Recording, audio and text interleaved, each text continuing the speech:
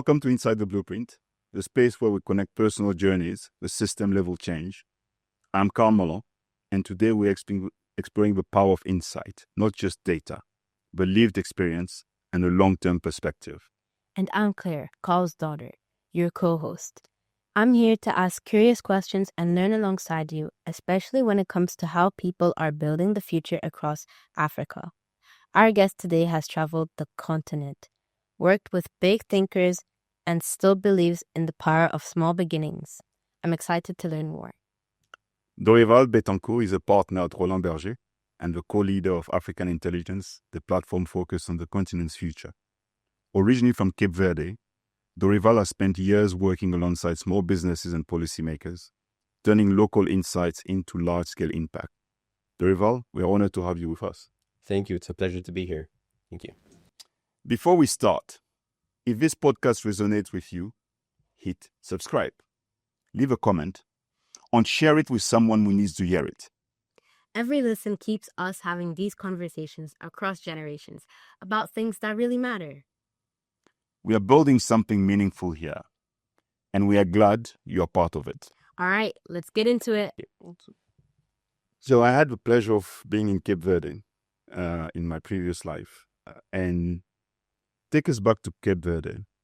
And what are some of the early experiences that shaped your view and opportunity of the continent? Okay. All right. So for me to tell you about Cape Verde, I have to start in Cape Verde and then I have to leave and then come back. Absolutely. Because that's my story, right? It's basically, I was born in Cape Verde to a Cape Verdean father and a Belgian mother. We can get into that a little bit later. Sure. And at 9 months old, my father became a diplomat from my country and we moved to Holland, to The Hague. Spent 5 years there and then we moved to New York. He was the permanent representative of Cape Verde to the UN. So I spent those first 10 years in a very, very nice life, very beautiful places, international schools. And then at the age of 10, we moved back to Cape Verde. So I think the first thing I'll say is arriving in Cape Verde at the age of 10, after having lived that life in New York and Holland, was quite let's say, a shock and of amazement and of terror, of everything altogether, right? It's a very intense experience because I'm arriving now, this young boy on this island, completely different setup. I was coming from 100 channels on cable.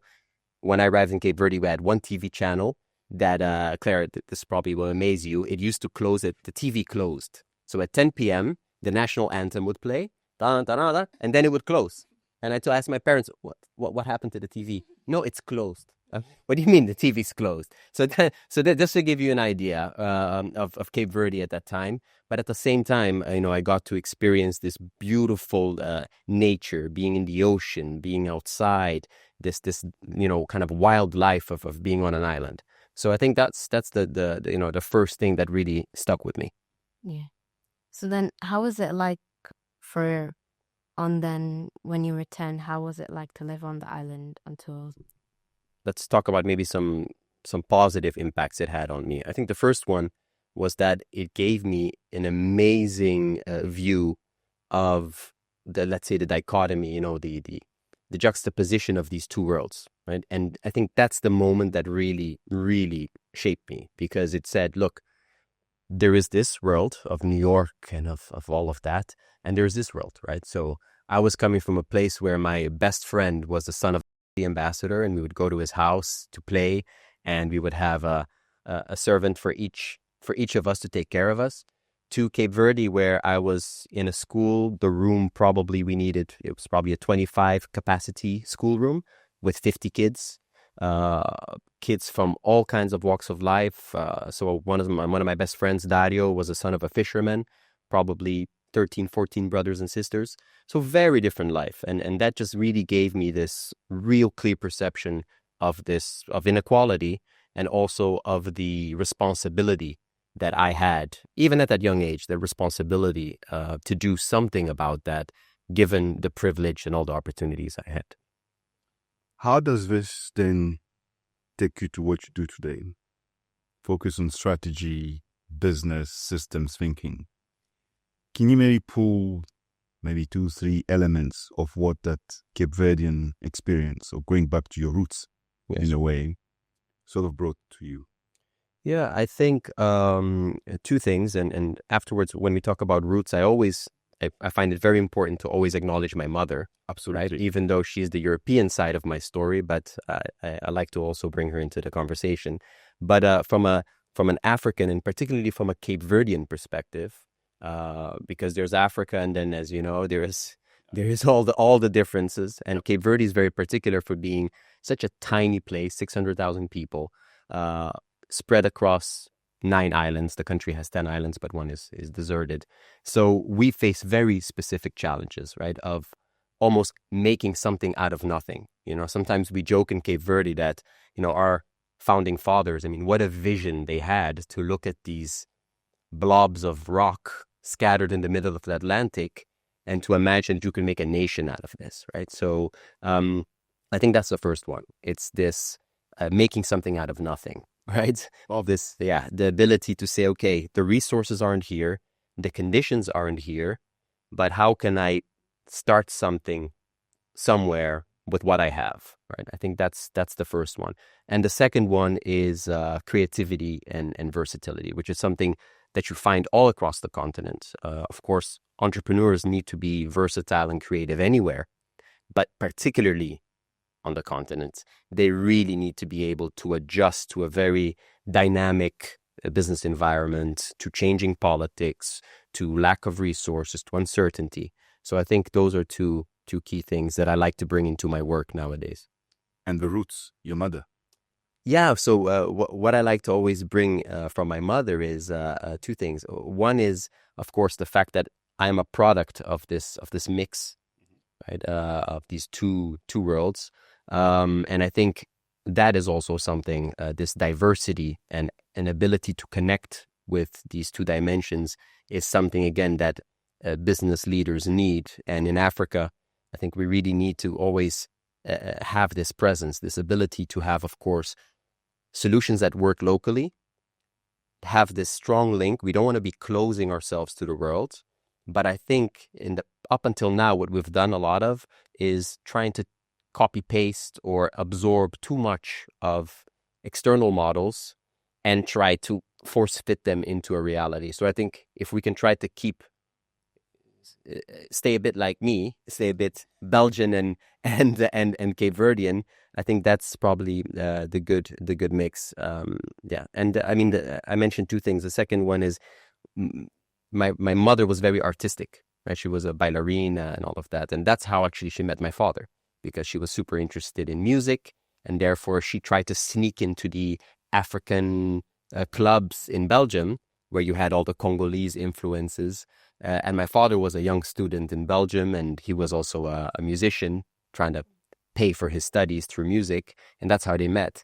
But what I'm getting at is that this link of this artistic side with my father being a little bit more the analytical side, I think we also need to really bring that forward in the African approach, because we have such a strong artistic, expressive culture.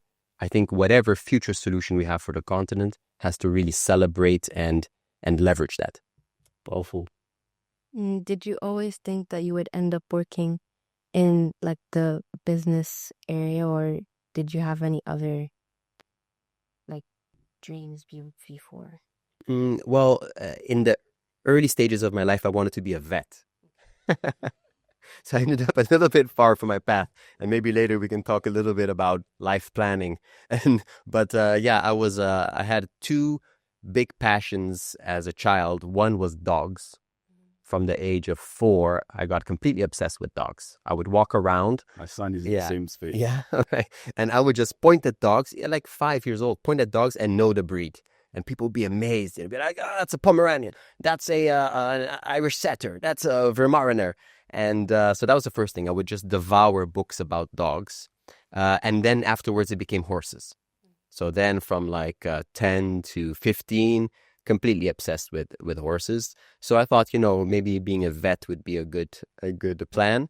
But in the back of my mind, I always had this business side. I think growing up in New York at that stage, in Upper East Side Manhattan at the heyday of Trump as a businessman, not President Trump.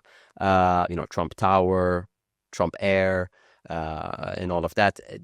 There was a very strong Wall Street energy that you felt even as a child, right? So I think that stayed with me a little bit, that interest and curiosity for this dynamic world of business.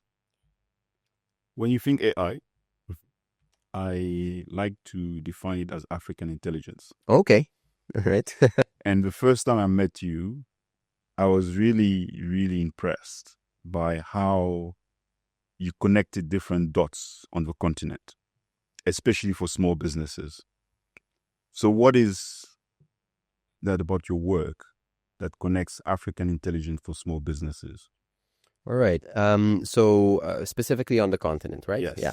So I think the landscape, right, in Africa, as it pertains to small businesses, is very interesting, right? So first of all, is frequently we hear this term thrown out, SMEs, SME development, and the role of SMEs, the importance of SMEs, and we all know that globally, SMEs are critical. Small, medium enterprises are very important.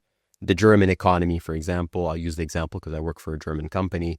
The Mittelstand, it's called, is the backbone of the economy, right? You have the Porsches, the Mercedes, the Volkswagens, and then you have this whole ecosystem of small and medium enterprises that support, right, that create the value chain. Absolutely. And also do most of the innovation or a lot of the innovation.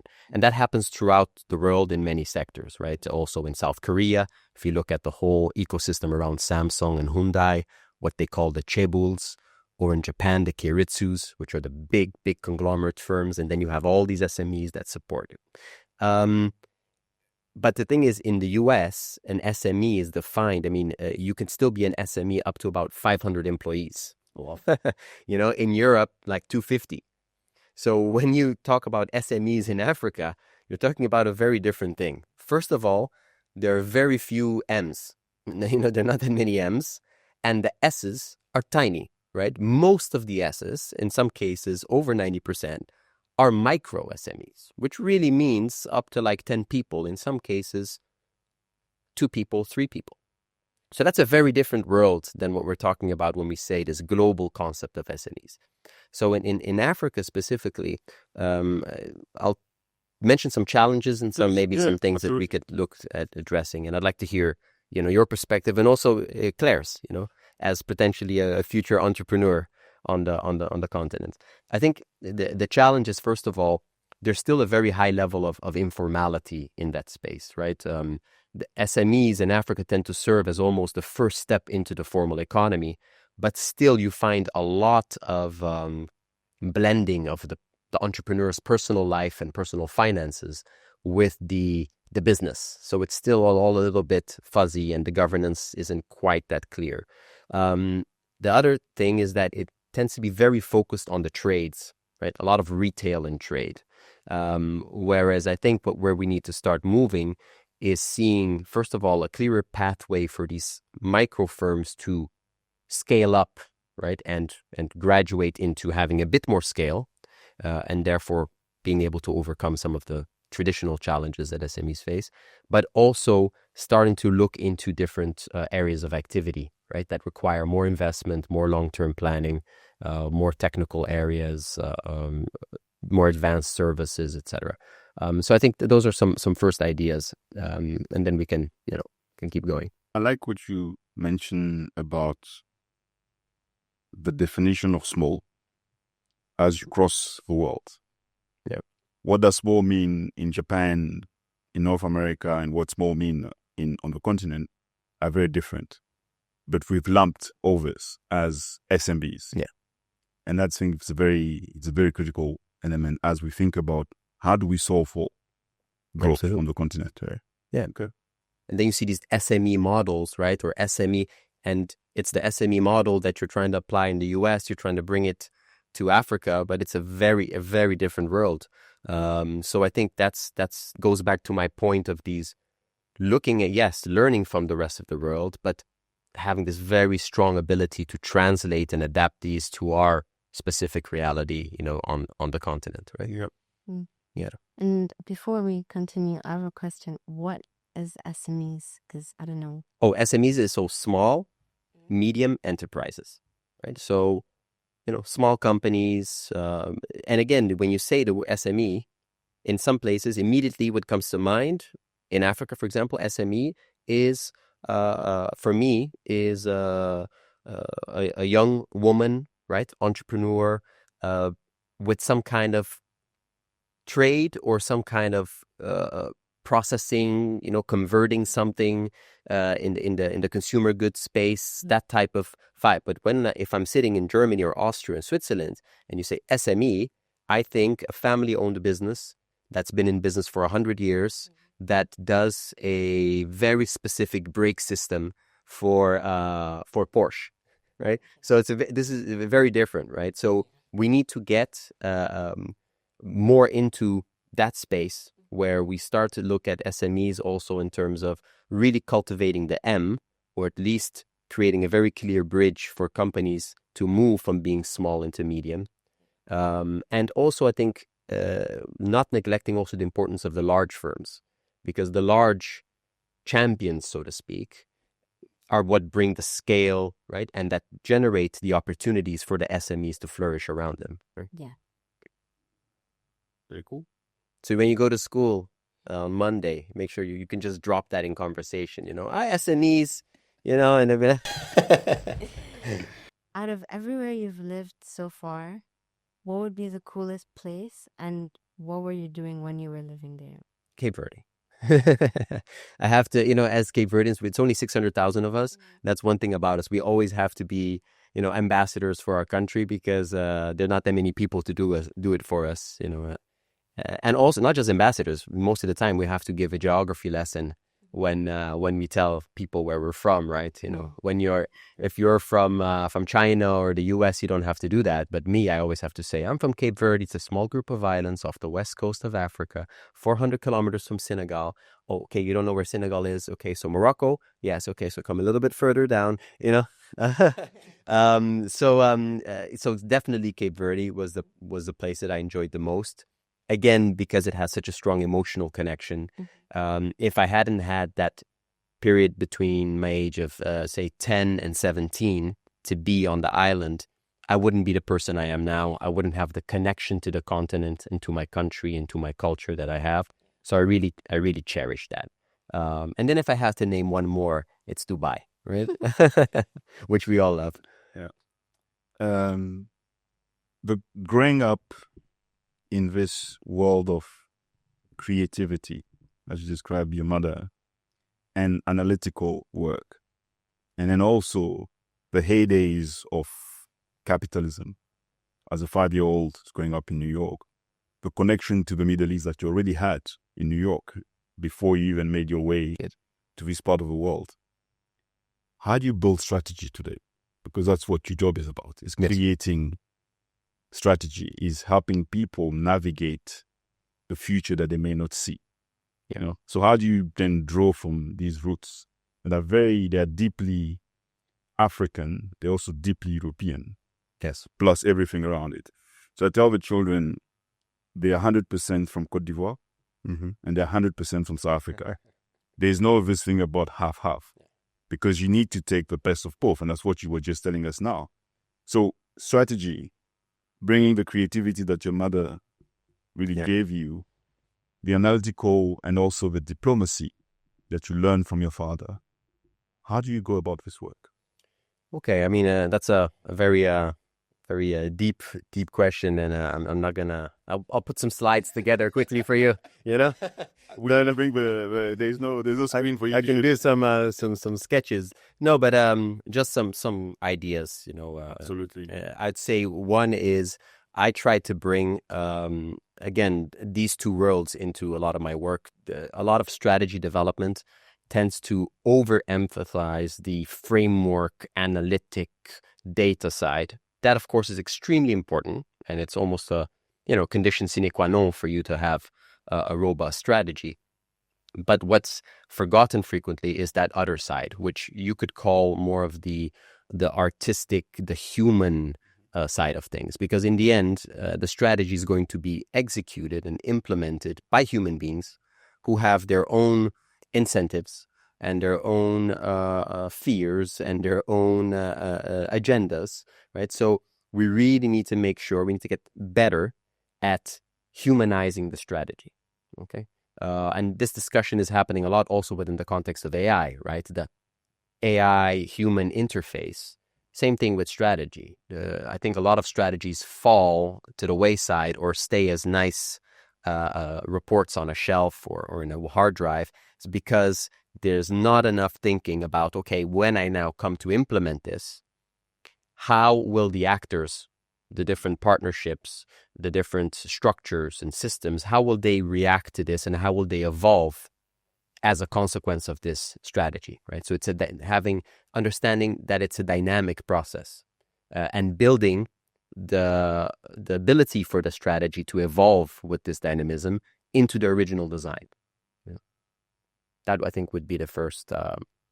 It makes sense to me. Yes. Does it make sense? Yeah, they make sense, or was it that a little bit convoluted? Was it a little bit complex? Yeah, a bit complex, but Yeah. I'll do it. I'll do it one more time, a little bit differently. So we're leaving the PowerPoints. Yeah, leave the PowerPoint. So Claire, for example, in the case, you can plan, right? You're in school and you can say, okay, I'm going to study these subjects and then I'm going to go to university and then study this and then I'll go have a career and I'm going to work first in Cape Town because I miss my days in Cape Town, and then I'm going to go to US. So that's your plan, and you can do a lot of analysis around it. For example, decide, I really want to increase my chances of getting a job.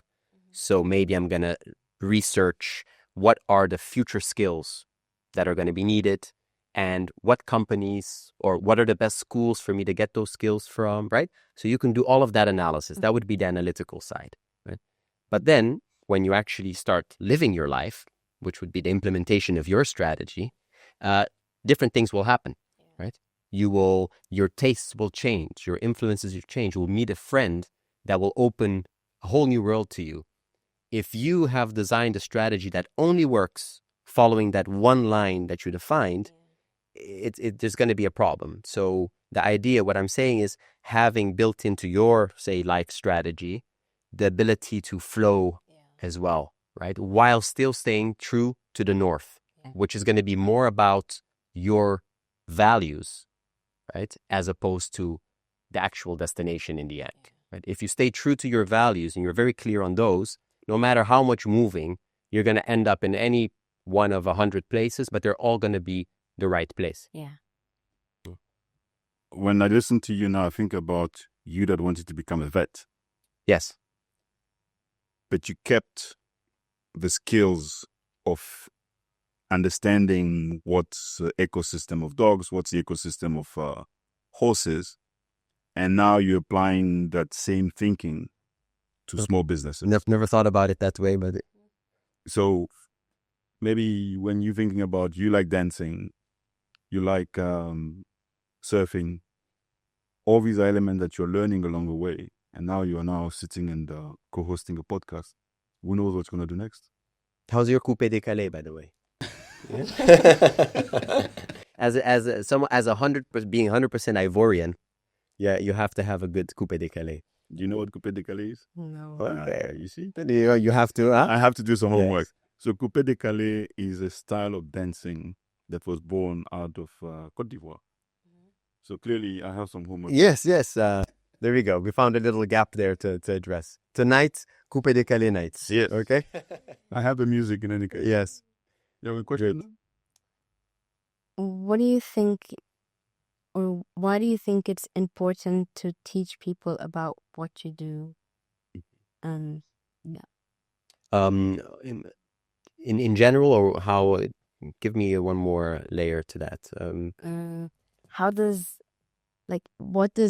your job, like how can that impact someone, or like make their Okay, got it. Yeah. So, I mean, I think I'll answer it in two ways. So one is, you mean potentially the impact in explaining to people the impact of the work? I mean, I think that's the one of the fundamental parts of this job, right? It's and that's also where the creative and artistic side comes in with the analytical, because basically you can sit in a room with very smart people and design the most beautiful strategy and frameworks and analysis. That's only going to land and only going to be accepted and absorbed, and if you're able to explain it. Yeah. Right? And explaining it is essentially storytelling, like any other form of storytelling, whether you're talking about a fairy tale or some Netflix show. It's the same concept. It's taking someone through a journey, right? That has an arch. It has a start, it has a middle, and then it has some kind of grand finale. And hopefully by that finale, the person has gone through that thought process with you and now deeply understands why this is important and how they can play a role into implementing it. What does success looks like for a small business in Africa? And you can pick one specific industry. Maybe we can go use the fishing industry, which is close to Cape Verde, for example. Or maybe we can take food is actually easy because across the world, food is a key part of how you build sort of business, the supply chain from the farm or the agricultural sort of production. What does success look like today? Because when we think about it, we often stick to the revenue piece. Mm-hmm.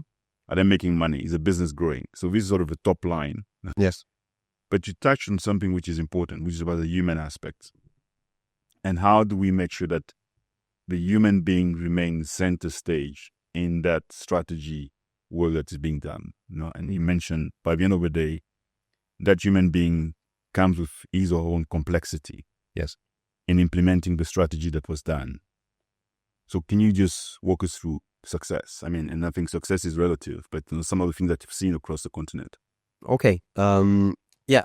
If I could start the answer by maybe mentioning some of the things that are preventing the success, and then we can jump into. Yeah. And maybe the example that I'll use is something that I've worked on a lot, which is, the development of SMEs, of companies around large scale projects.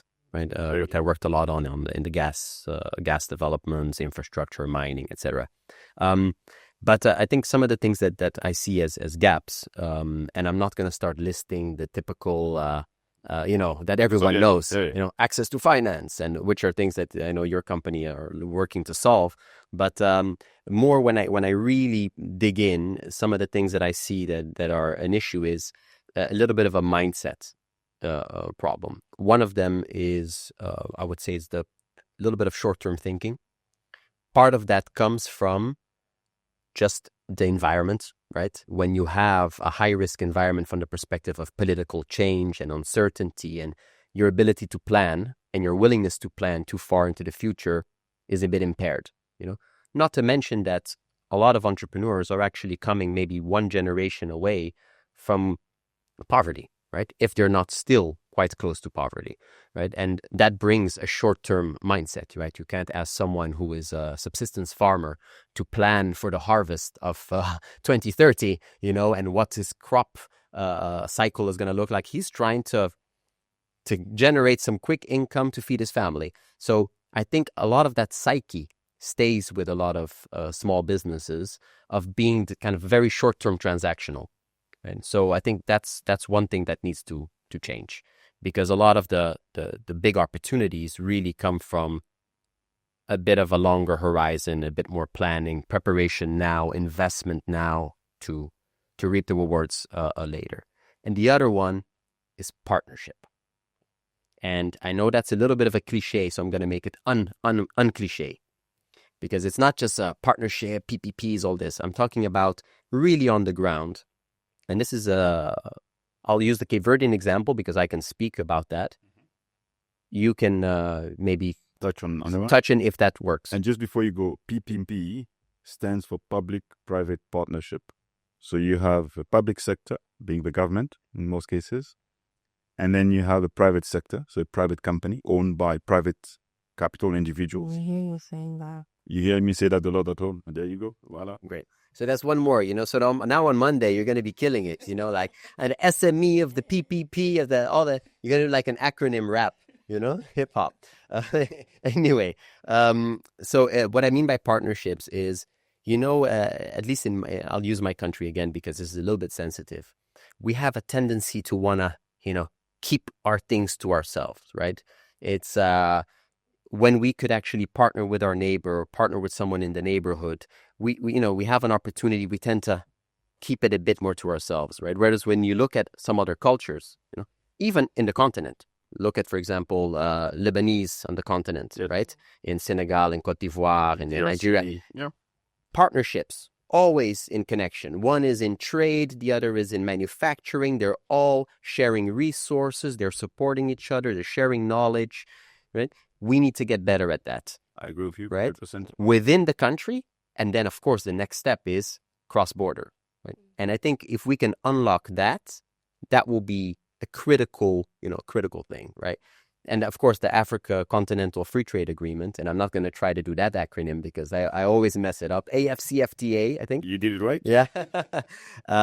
Which is a Pan-African, kind of trying to create a Pan-African trade union, is working towards that, right? Towards increasing this cross-border collaboration and everything. So I think those are some of the key things that we need to fix.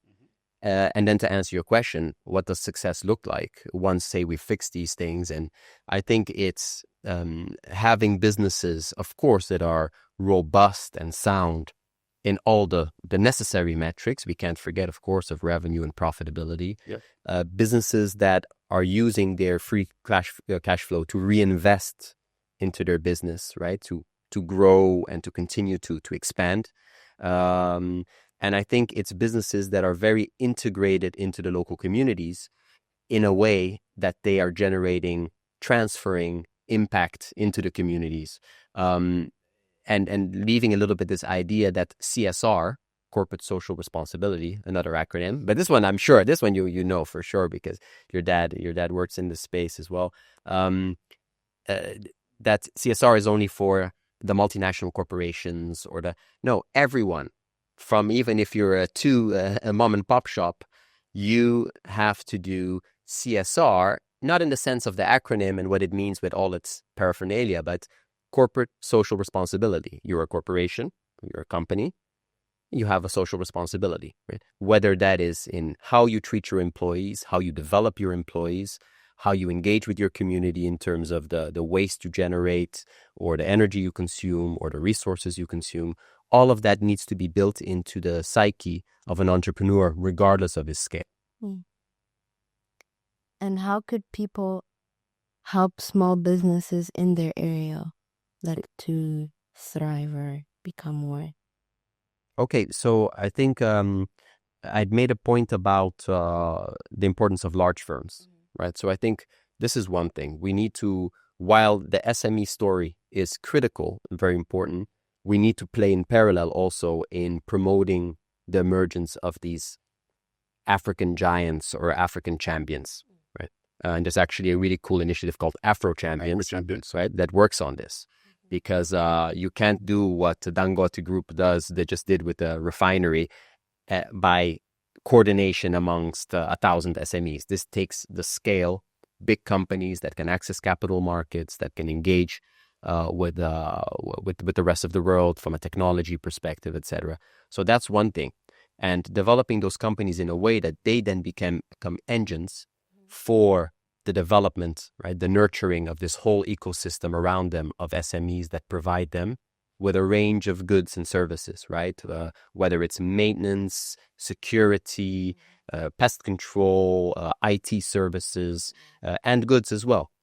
Catering for everything from food to more technical areas. So ensuring that link is there is crucial. Right now, what happens with very large African firms is they tend to self-perform a lot of activities, internalize them. And if you take these big firms like Sonangol or Sonatrach or the big African firms, there's a lot of internalizing of services because they can't find that ecosystem around them to provide these services competitively. Yeah. Right? So ensuring that these firms understand they have a responsibility in creating these linkages and this access and in nurturing these firms, because ultimately a robust supply chain is going to benefit them as well, right? So I think that's one way. And then you asked the question, I think, a little bit more in terms of what an individual could do, is, again, starting to reorient the mindset of thinking about consuming more African locally made products, right? Here in the UAE, there was just the Make It in the Emirates Forum, just happened this week in Abu Dhabi. The big drive around ICV, in-country value, which is one of the main topics that I work on. I think we need to get better at promoting in-country value or in Africa value, right? Whether it is from what we wear. I'm really happy to see her in a very nice tenue. Very nice. Yeah. You have to give me the contact of the tailor. I have to. This one is a Nigerian tailor. I have one now that I discovered in Accra. Okay. And they're both equally good. So yes? Yes. All right. It's definitely. Yeah. So promoting, and I think a great lesson we can get from the Gulf is look at the use of the kandora or the dish dash or the thobe, how prevalent it is, and it's not just in a ceremony. I think we need to get better at celebrating our own culture, consuming African products, and this is already happening a lot on the culture side. Niger music and all of this, and but we need to get better at that, at promoting local quality and being proud of our own local products. Right? What raises in terms of I didn't know that acronym, ICV, in-country value. Yeah. So I learned something new here. The creative economy. And I think, grew up with Congolese music being at the height. Then it became Côte d'Ivoire with Coupé Décalé. And then we see, again, Nigeria with Afrobeat, which existed under Fela Kuti. Yes. And the other. So suddenly, the concept of a small, medium business, if you go back to the beginning of a conversation where, you sort of have 100 people, more 500 in the US, and you kind of come, that individual is like a farmer. They produce different things. Yeah. One is subsistence. And I love your point around the fact that you're asking somebody to plan for the future, but yes, they're trying to get to the next crop. Yeah. And because it's seasonal, the money that they receive, if you take cocoa farmers in Côte d'Ivoire, they have to pay for school fees, for the food, and then they have to wait for the next season. If we touch on the creative economy and the work that you do in making sure that small businesses, how much of that is an opportunity for the continent today? I'm really happy that you brought this. If you didn't rate, I was gonna find a way to get there. I feel it. I was gonna find a way, maybe through Claire, through the dancing. I was gonna find an angle, because this is one of the things that excites me the most right now in terms of an opportunity for us. And I think it really hit me the other day. I was scrolling through Instagram, and I was watching some kids in a village. I think it was somewhere in Congo, doing a really cool dance routine, and I'm like, I'm engaging with this content, and these kids are generating a value which they can relatively easily monetize. There's not a huge infrastructure that needs to be put in place between me and those kids for them to be able to monetize the value they're adding to me, and therefore, of course, to the platform and to the ads and all of that. So I think the parallel that I put in place is basically Africa is we all hear this resource rich continent, right, with all the cobalt and all the gold and all the oil and gas, and a lot of that has failed to materialize into real benefits for the continent for many reasons, right? But one of the core reasons is all of the infrastructure, capital, and technology that you need to really, right, capture the value of those resources, and therefore they get exported in raw form, and we all heard that story, right? And now there's a big drive towards further developing those resources locally to generate more value locally. You might be thinking, where is he going with this? No. I promise there's a... Are you following? I promise there's a... You're following it. Yeah. Okay, great. Please, go ahead. If we take this now to the creative economy, the resource is also there. It's the people. It's the people, it's our history, it's our culture, right? That's what's being celebrated when someone in New York in a fancy club is listening to Burna Boy. He's listening to Fela Kuti and all the ancestors and all the whatever sukus guitar they put in there from Zaid, Dokora, all of that is built in. It's Africa that that person is consuming while he's sipping champagne in some fancy club in Manhattan, right? And there wasn't a whole structure of refineries or of that needed to be put in place for that transaction to happen, right? So I think we have this resource. We've always had it. We're starting to learn now how to capture the value, and because of of course, the internet age and social media, our route towards capturing the value of this resource is now much more direct. So the real trick now is going to be of how we take more control, of course, of the platform, right? So that the Instagrams and those platforms don't become the equivalent of the major foreign oil firms, for example, and we have that same dynamic. But it's going to be really about how we control, of course, the platform, the media, the medium, and also the property, the intellectual property rights and all of that. If we can do that, we have this massive opportunity in front of us that can really unlock a lot of opportunities for people. I love it. Yeah. Let's do it. Yeah. Do you have any more question? No? Question for us? I'll do one each. Okay. You start with who you want. I'll start with Claire, right? So I'm only getting to know you, so I just heard that you like to dance, right? Do you already have an idea of what you want to do when you grow up, as in a job or something? Have you ever thought of that? Well, like, there's things that I like to do, but it's not like I'm for sure gonna do it, because you never know. But I like to do like interior designing. Ooh. Like, I love, like, when I was younger, like, we used to watch this show. It was called Dream Home Makeover. Okay. And I loved watching it because I loved seeing like this house before, and then like how they like, because like the episode would like through the whole process, Yeah. and then after it's like, oh, Yeah. so, yeah. So you want to do something like that, Yeah. which again kind of has of course, a lot of creativity in it, but of course also a lot of the technical side, because someone has to actually build that and choose materials and all of that. Do you imagine yourself ever going back to the continent and living there? Possibly. I mean, you never know again, but maybe I'll study there, or maybe I'd live there. But yeah. Okay. I don't know. Yeah. And my last one, I'll do one more for you. Just what excites you the most about Africa? You told me that you go frequently to Cape Town. Well, there's two things. One is the location, because like I love how beautiful it is, and every time we go there, it's like, whoa, I forgot. Because especially living in Dubai, there's like, for me, it's always just like buildings and like there's sand, and I mean, we are in a desert, but like, because like in South Africa especially, it's like really green, and there's mountains, and for me, I don't know, it feels like there's less buildings and it's more like of nature, and you can go on hikes and all this. So you feel more connected to nature there. Yeah. All right, great, thank you. Yeah. You said there was a second thing? No. Just one? Okay, right. And yeah. Oh yeah, okay, let's go. Yeah. And also family. Yeah. Because great.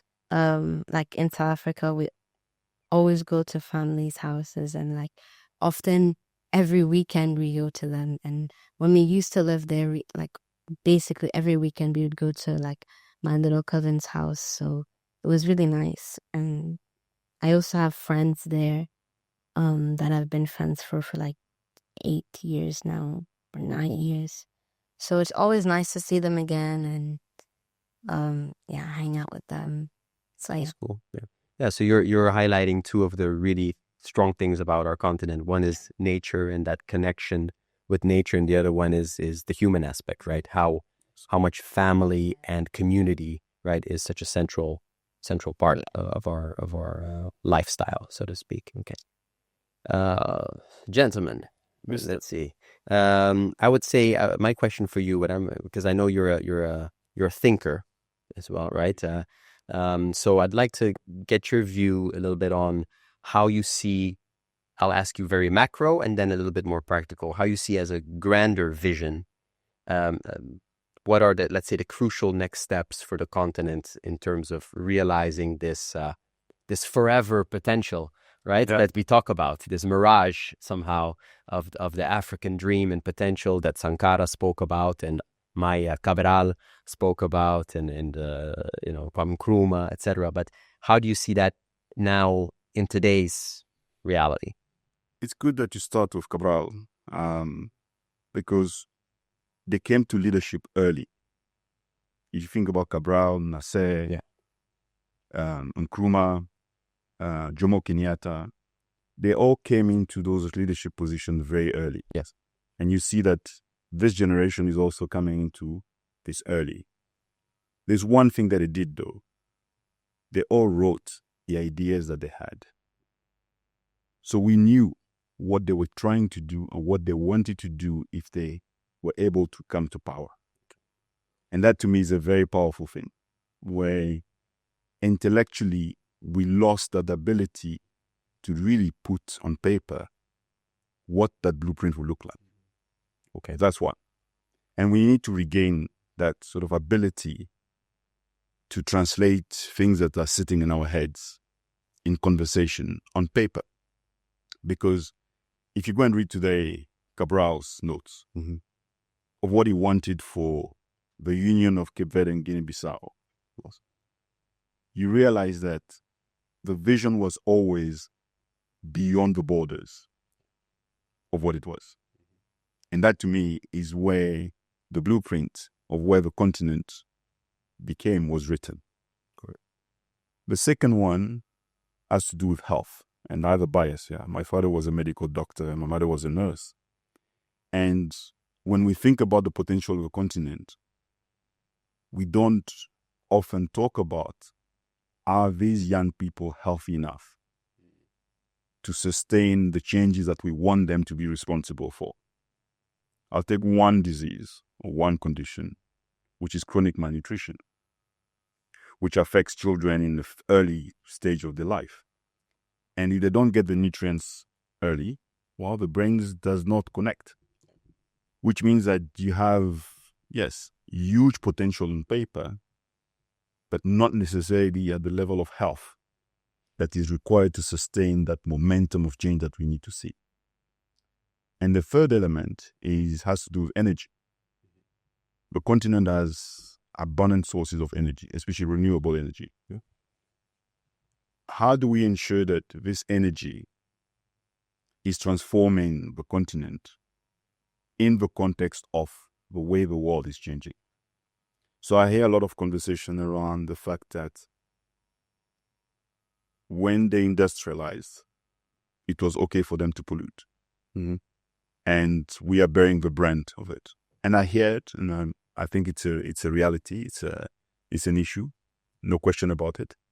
I also think that we have to be smarter at how we sort of make that transformation happen for us, because ultimately, what happened centuries ago happened.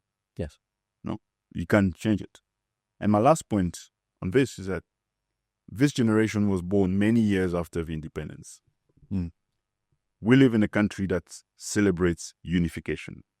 And when I came here 4 years ago, I was struck by this idea of celebrating unification. I asked myself, but why do we still celebrate independence?